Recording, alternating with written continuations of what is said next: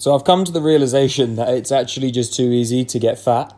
The world is designed for it, and I've experienced it firsthand. So I ruptured my ACL in February 24, and I've played sport all my life. So this was the first time that I had to take a long break from sport.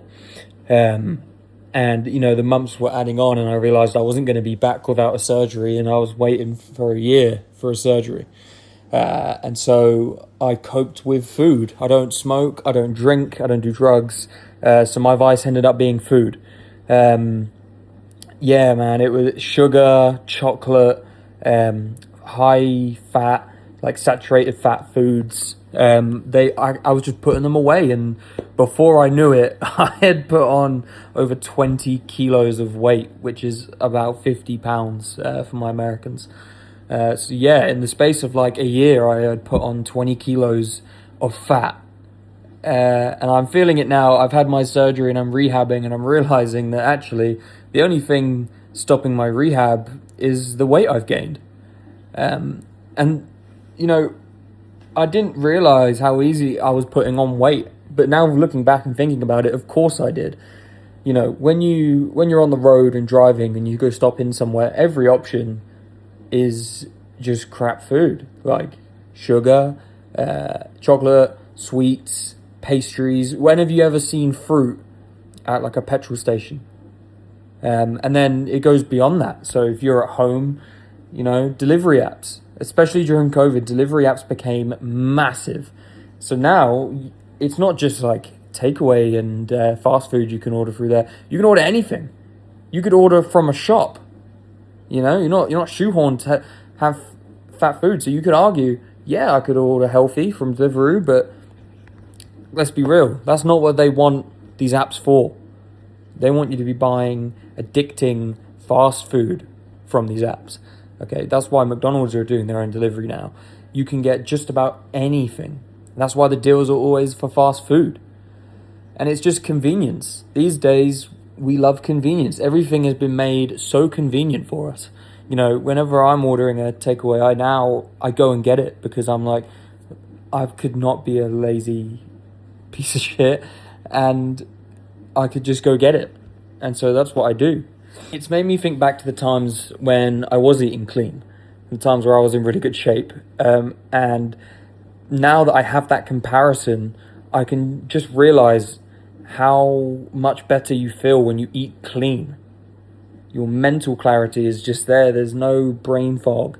You are literally seeing straight. You wake up every day just feeling great.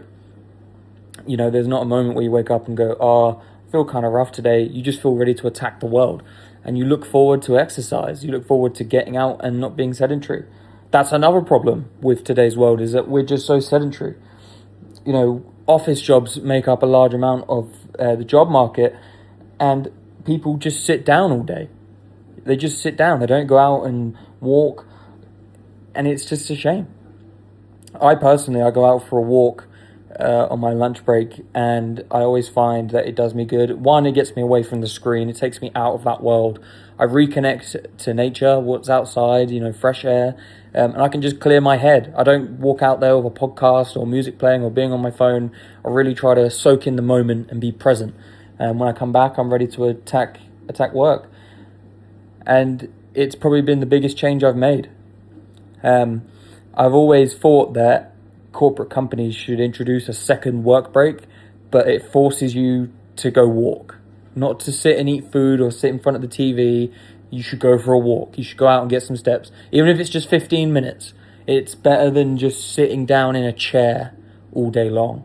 What I really want to touch on is when you get to that point of eating clean, eating foods that make you feel good, you just get this euphoria.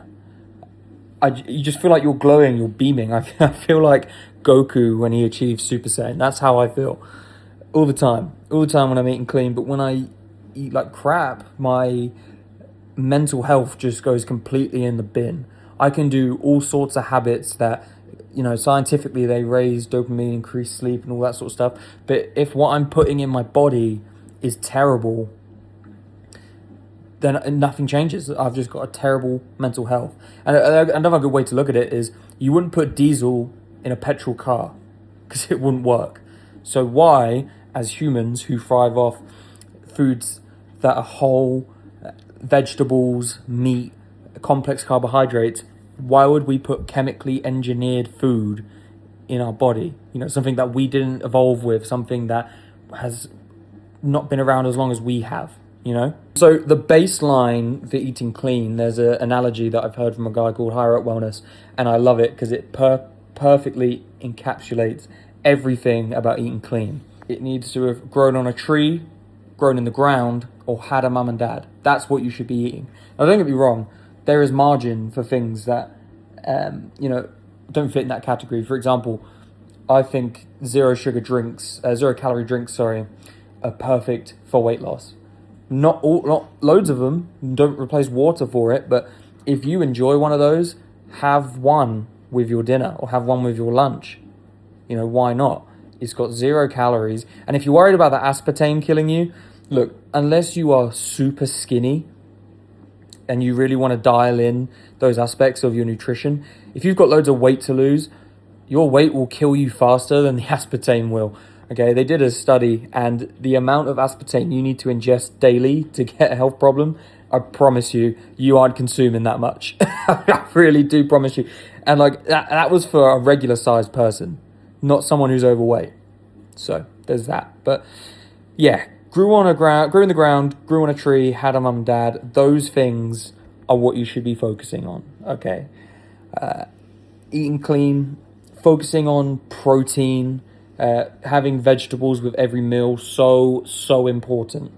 When it comes to snacking, I would say fruit as a first option. If you eat that piece of fruit and you're still hungry, have the low calorie, low sugar alternative for like a sweet snack, right? Do it.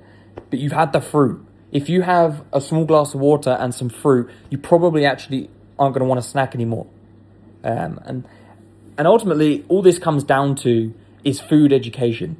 We should be purposefully educating ourselves on food, and we should be picking up on how it makes us feel. For example, I love pizza. I've loved pizza since I can remember. It is my guilty pleasure. When I get the chance to have a takeaway, that is usually my go-to. However, I've noticed that pizza makes me feel terrible. So now I've really limited how much pizza I eat, because I know when I eat it, I'm going to feel terrible the next day. So I have to be really strategic. And it's that level of self-awareness and intentional choices in eating that is going to help people lose weight and become healthier. Ultimately, eating junk food and eating stuff that is making you fat will kill you. Okay, just to be blunt, it will kill you. It may not kill you now or in 10, 15, 20 years, but one day all of that is going to catch up with you and you're going to regret it. There's actually another analogy by Higher Up Wellness that I love, and it's everyone has 99 problems until they have a health problem. Then you have one problem. So why not treat it like that now? That's the point. Why are we, it's fine, I can lose the weight later. No, you can't. You can't lose the weight later. You should lose it now. I can't stress enough, having these extra 20 kilos of weight, I just know the difference it's made in my life. I do not feel the same. I don't feel like the same person. This is not me. And I'm currently working on getting rid of this as soon as possible.